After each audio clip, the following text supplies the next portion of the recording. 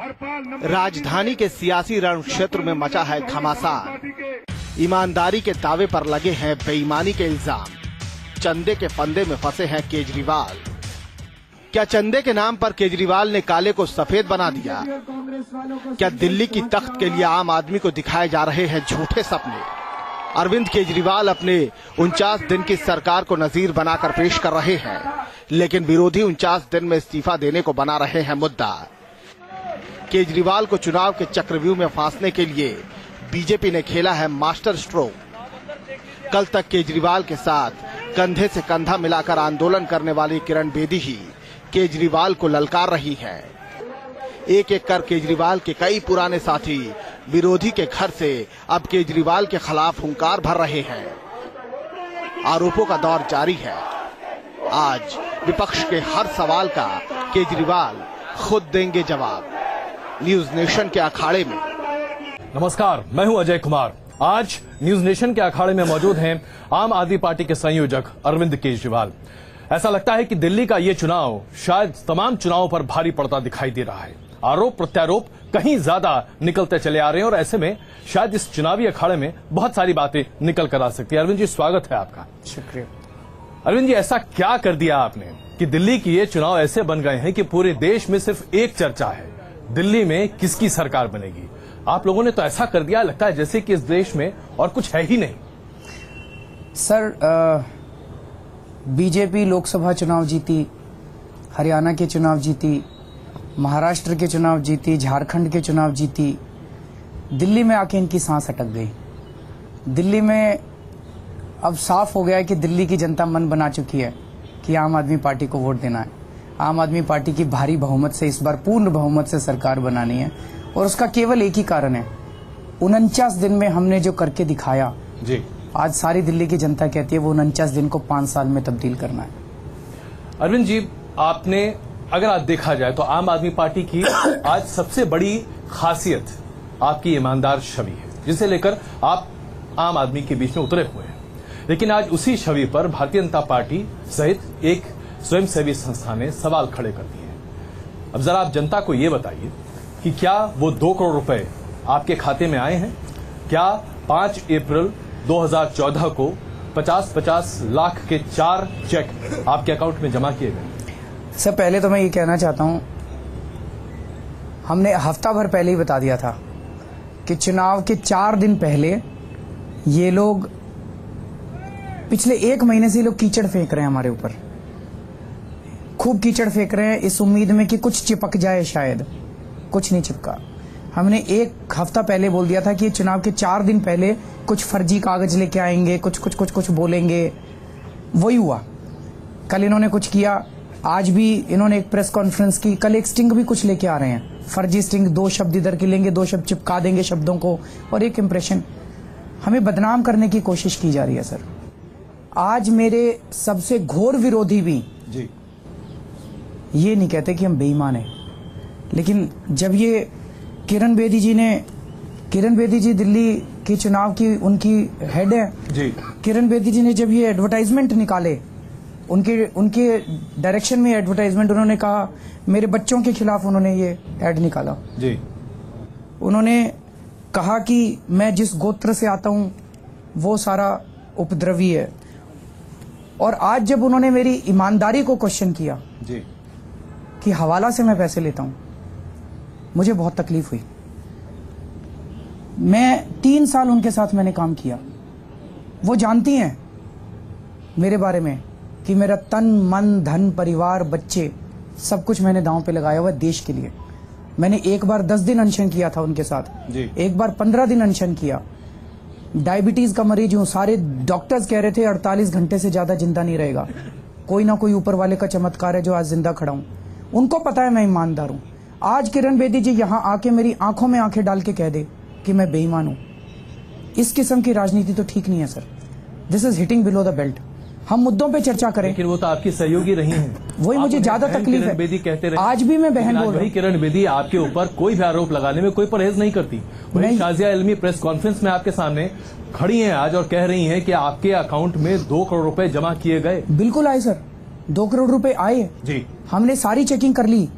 हमने हम क्या कर सकते हैं? मेरे पास चेक लेके आया जी, वो कंपनी रजिस्टर्ड है कंपनीज के यहाँ, रजिस्ट्रार ऑफ कंपनीज में वो कंपनी रजिस्टर्ड है जी। इनकम टैक्स डिपार्टमेंट में वो अपनी रिटर्न फाइल करती है, पैन नंबर उनकी कॉपी ले ली हमने जी। उनका बैंक अकाउंट है। बैंक अकाउंट वाले तो खूब जांच करते हैं किसी भी कंपनी का अकाउंट खोलने के पहले, उनका नो योर कस्टमर फलाना ढिमका, बहुत बैंकिंग रेगुलेशंस हैं, वो सारी जांच है जी। अब हम ये कह रहे हैं कि अगर उस कंपनी में गड़बड़ है, 4 अप्रैल की डोनेशन, जी। 9 महीने के बाद, आज किरण बेदी जी चुनाव के 4 महीने पहले इस मुद्दे को क्यों उठा रही है बीजेपी? आज क्यों उठा रही है? जेल भेजो ना, जांच कराओ, तुम्हारी सारी इनकम टैक्स तुम्हारे पास है, सीबीआई तुम्हारे पास है, ईडी तुम्हारे पास है, पुलिस तुम्हारे पास है, आईबी तुम्हारे पास है, जेल भेजो जिसने जांच की है, जिसने भी गड़बड़ की है, उन कंपनियों ने गड़बड़ किया उनको जेल भेजो, हमारा कुछ इन्वॉल्वमेंट है हमको जेल भेजो। कीचड़ फेंकना बंद करो। ऑपोजिशन की तरह बिहेव कर रही है बीजेपी कि वो कीचड़ फेंक रही है। अरे तुम्हारे पास सारी मशीनरी है, जांच करो, जेल भेजो। अगर मैंने गड़बड़ की है जी, 2 साल की सजा लिखी है कानून में, 4 साल मेरे को जेल भेजो। इस तरह कीचड़ फेंकना बंद करो। दिल्ली की जनता देख रही है, दिल्ली की जनता बड़ी सियानी है। अरविंद जी, जो दूसरा बड़ा एलिगेशन आपके ऊपर इसी मार्फत लगाया गया, आप लोगों की तरफ से यह बयान जारी किया गया है कि 10 लाख से ज्यादा का डोनेशन अगर कोई भी आदमी आम आदमी पार्टी को देता है तो पीएससी जो आपकी सर्वोच्च कमेटी है वो उसको देखेगी, जांचेगी। क्या ये 50-50 लाख के 4 चेक जो जमा किए गए थे, इसके बारे में पीएससी को कोई जानकारी थी? बिल्कुल थी सर, तभी तो ये तीनों चीजें जांच की। जी, आप खुद बताइए भाई, बैंक अकाउंट एग्जिस्ट करता है उस कंपनी का, वो कंपनी रजिस्ट्रार के यहाँ आरओसी के। शक नहीं हुआ अरविंद जी की 50-50 लाख के 4 चेक कोई आपको दे रहा है? जो मैं एक बहुत कौतूहल की बात आपके सामने रख रहा हूं, क्योंकि देखिए मैं आपको व्यक्तिगत तौर पे बहुत वक्त से जानता रहा हूं। आपकी ईमानदारी पर शक करे ऐसा कोई प्रावधान अभी तक हम लोग के सामने नहीं आया, कम से कम किसी पत्रकार के सामने नहीं आया। तो 50-50 लाख के 4 चेक कोई जमा करा दे और आपके जैसा व्यक्ति सोचेगा जरूर कि यार इसमें दाल में काला। इसीलिए तो मैंने कहा नहीं दाल में क्यों काला, हमारे पास कई आ रहे हैं सर डोनेशन। टोटल 20 करोड़ का डोनेशन है सर, सारे 50-50 और 60-60 लाख के चेक मिला मिलू के सारा 20 करोड़ का डोनेशन भी नहीं है हमारा। अब इस 20 करोड़ के डोनेशन में अगर 4 चेक 50 और भी कुछ है 50-50 लाख के, 30-30 लाख के चेक जी, उसमें हम क्या चेक करते हैं? हम ये चेक करते हैं कि सबसे पहले चेक से पेमेंट होना चाहिए, बैंकिंग के थ्रू आ रहा है जी। कोई ये नहीं कह सकता कैश में लिया, 2 नंबर का पैसा लिया, फलाना लिया। अब उस आदमी ने वो पैसा किससे लिया ये मैं नहीं कह सकता, ये तो सरकार के जांच करने की बात है। आप कल को मेरे पास आओ इंडिविजुअल, आप मेरे को आके एक चेक दो। पहले एक और चीज मैं बता दूं, आज दिल्ली के अंदर ये सारी फैल चुका है कि आम आदमी पार्टी की सरकार बन रही है। मेरे पास एक आदमी आया, कहता अरविंद जी मैं ठेकेदार हूं, मेरे को ब्लैकलिस्ट कर रखा है दिल्ली सरकार ने, आप आओगे अब मुख्यमंत्री बनने वाले हो जी, मैं आपको 20 करोड़ दे सकता हूं लेकिन मेरा काम करा देना। मैंने कहा 1 पैसा नहीं लेंगे हम आपसे, इस किस्म की राजनीति करने नहीं आई। कैश में 2 नंबर का पैसा अगर आज मुझे लेना हो ना, शाम तक 500 करोड़ रुपए इकट्ठे कर लूंगा। ये जो मैं धक्के खा रहा हूं, फंड रेजिंग, डिनर, 20-20 हजार रुपए के लिए जो गिड़गिड़ा रहे हैं, ये करने की क्या जरूरत थी? अगर 2 नंबर का काम करना होता तो इनकम टैक्स कमिश्नर था, अगर 2 नंबर का काम, मैं ये नहीं कह रहा इनकम टैक्स वाले, अगर 2 नंबर का इतना स्कोप था, वो नौकरी छोड़ने की क्या जरूरत थी? अगर पैसा कमाना होता, मुख्यमंत्री की कुर्सी छोड़ने की क्या जरूरत थी? आज जब किरण जी मेरी ईमानदारी पे वो करती हैं सर, तकलीफ होती है।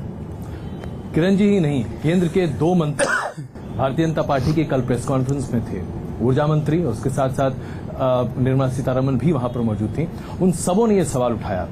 सवाल यहां पर यह उठाया जा रहा है कि आप जो कि इनकम टैक्स विभाग में काम कर चुके हैं, आपको इस बारे में सजग रहना चाहिए था। सर मैं इसके साथ साथ एक और सवाल आपसे पूछना चाहता हूं, क्या कोई भी व्यक्ति ये जान सकता है कि चंदा कहां से आ रहा है और कैसे आ रहा है? आप इनकम टैक्स में काम कर चुके हैं इसलिए मैं पूछ रहा हूं आपसे, क्या ये जानना संभव है? क्योंकि बाकी पार्टियां भी तो चंदा लेती हैं, तो क्या ये जानना संभव है कि कौन दे रहा है, कहां से दे रहा है? मैं वही, अगर हमारे मन में, अगर हमने गलत काम, चलो हमने गलत काम किया होता जी, क्या मैं इसको अपनी वेबसाइट पे डालता? इस ट्रांजैक्शन को तो छुपा लेता ना, मैं ये चारों चेक को छुपा लेता, आपको पता ही नहीं चलता किसी को। हमने सारा कुछ वेबसाइट पे डाल दिया, तभी आपने जांच की। मैं ये कह रहा हूं हमारी सारी जांच कराओ, जेल भेजो जिसने भी गड़बड़ काम किया, लेकिन इस तरह से कीचड़ उछालना बंद करो। और हमारी पार्टी है जो एक पैसे का हिसाब दे रही है। बीजेपी वाले इलेक्शन कमीशन को लिख के देते हैं, उनकी शायद 3000 करोड़ रुपए की टोटल फंडिंग है, 2500 करोड़ रुपए का वो हिसाब नहीं दे रहे। वो ये कह रहे हैं कि ये अननोन सोर्सेज से आया। भाई हमें भी बता दो वो अननोन सोर्सेज क्या है। इसीलिए आज हमने खुद चिट्ठी लिखी है सुप्रीम कोर्ट के चीफ जस्टिस को पूरी विनम्रता के साथ। हमने कहा है आपने एसआईटी बनाई है ब्लैक मनी के ऊपर, उसी एसआईटी को तीनों पार्टियों के रिकॉर्ड दे दो, बिल्कुल, और तीनों पार्टियों की जांच करा लो, और जिस जिस पार्टी ने गड़बड़ कर रखी है उनको जेल भेजो। क्या तैयार है अमित शाह जी चेक कर अपनी पार्टी का अकाउंट देने के लिए? क्या कांग्रेस वाले तैयार हैं? हम तैयार हैं। हमारे सारे अकाउंट्स ले लो, सब कुछ हमने वेबसाइट पे डाला हुआ है। अपने अकाउंट भी तो बता दो। आपके 2,500 करोड़, हमारे तो टोटल 20 करोड़ हैं। 20 करोड़ की भी जांच कराओ और अपने 2,500 करोड़ की भी जांच कराओ। एक पलट के सवाल पूछता हूं आप, क्या आपको लगता है कि दरअसल ये कोई सोची समझी साजिश है? सर ये बहुत बड़ा षड्यंत्र है। नहीं कि चेक पहले आपके अकाउंट में जमा करा दिया जाए। मान लीजिए जिन कंपनियों के बारे में कहा जा रहा है उन कंपनियों का नेट एसेट वैल्यू आज देखा जाए तो कुछ भी नहीं है, बिल्कुल फर्जी कंपनियों के हिसाब से वो कंपनियां आज खड़ी होती दिखाई देती हैं। तो क्या ये सोची समझी साजिश थी जिसके तहत 50-50 लाख के 4 चेक उन कंपनियों के मार्फत आपके पास भेजे गए? आपने देखा कि मामला सही, आपने उसे जमा करा दिया, और अब जब आप एक बहुत बड़े विरोधी के तौर पर, या यूं कहें कि एक बहुत बड़े प्रबल दावेदार के तौर पर सामने आ गए हैं, तो इस बखेड़े को सामने खड़ा कर दिया जाए। हो सकता है, क्या ये साजिश हो सकती है? ये बिल्कुल हो सकता है कि उन्होंने 4 चेक जमा करा दिए। हमने इतना ही देखा और इससे आगे हम देख भी नहीं सकते कि भाई रजिस्टर्ड है कंपनीज में, इनकम टैक्स में असेसमेंट कराते हैं, पैन नंबर है, इनका बैंक अकाउंट है, इतना देख लिया हमने। अब वो कंपनी कहां से पैसा रेज करती है, क्या कमाती है, हम उनसे पूछते, वो कहते तुमको क्या लेने देना, तुमको पैसे दे रहे हैं, चेक से दे रहे हैं जी।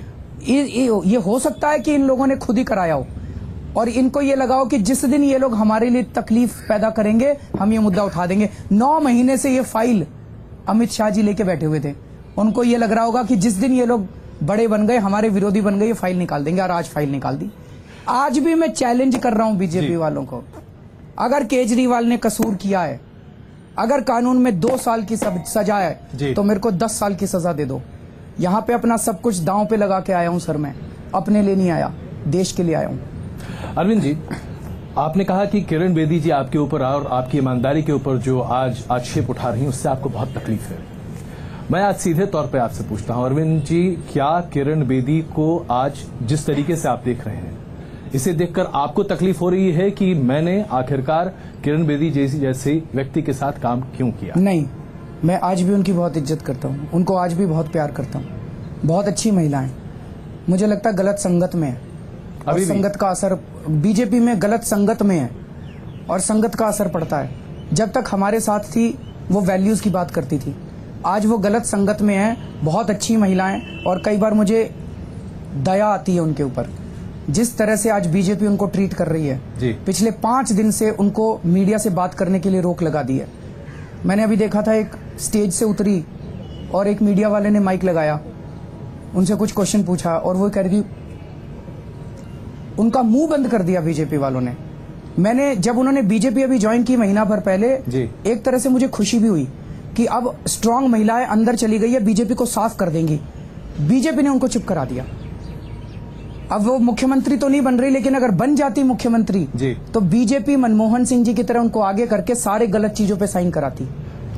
अरविंद जी, क्या मैं इस सवाल को दोबारा आपके सामने रख रहा हूं, क्या आपको लगता है कि किरण बेदी जैसी महिला, जो कि एक सबसे सर्वप्रथम आईपीएस रही है, महिला आईपीएस, और उन्होंने पूरी तरीके से चीजों को किया है अपने दम पर, वो भ्रमित हो सकती हैं? क्या कोई उनको बहका सकता है, या इनकी खुद की अपनी सोच होगी? क्योंकि ये पचा पाना बड़ा मुश्किल, कमजोर पड़ती हुई नजर आ रही हैं। भ्रमित नहीं, इंटेलिजेंट नहीं है, मैं ये नहीं कह रहा जी। वो कमजोर हो रही हैं, आवाज नहीं उठा रही।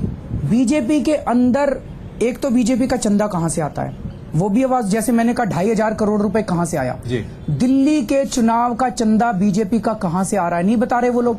हमने सब कुछ पैसा डाला हुआ है, तभी हमारे ऊपर छींटे फेंक रहे हैं। अरे हमारी तो सारी जांच कर लो यार, सब कुछ वेबसाइट पे है। कम से कम वो अंदर ये तो कहे, भाई अब बीजेपी वालों दिल्ली के चंदे का हिसाब से शुरू करते हैं, कहीं तो शुरुआत करते हैं जी। वो नहीं कह रही। सीबीआई को इंडिपेंडेंट नहीं किया, वो नहीं कह रही।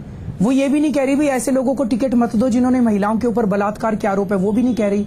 मैं ये कह रहा हूं कि वो अंदर आवाज उठाना चालू करें, जनता का कॉन्फिडेंस बनेगा कि अब किरण बेदी जी आ गई है बीजेपी में, बीजेपी को भी साफ करेंगे।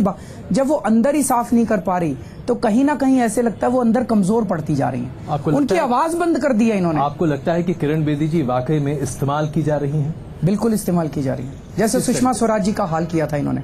1998 के चुनाव में 2 महीने पहले सुषमा स्वराज जी को ले आए जी। और आज उनके पॉलिटिकल करियर को क्या कर दिया। किरण द्विवेदी जी को मेरे को तो ये लग रहा है कि अभी तो वो नहीं बन रही, लेकिन अगर ये मुख्यमंत्री बन जाती जी, 1 महीने से ज्यादा ये मुख्यमंत्री नहीं रहने देते, उसको बदल देते उनको 1 महीने बाद।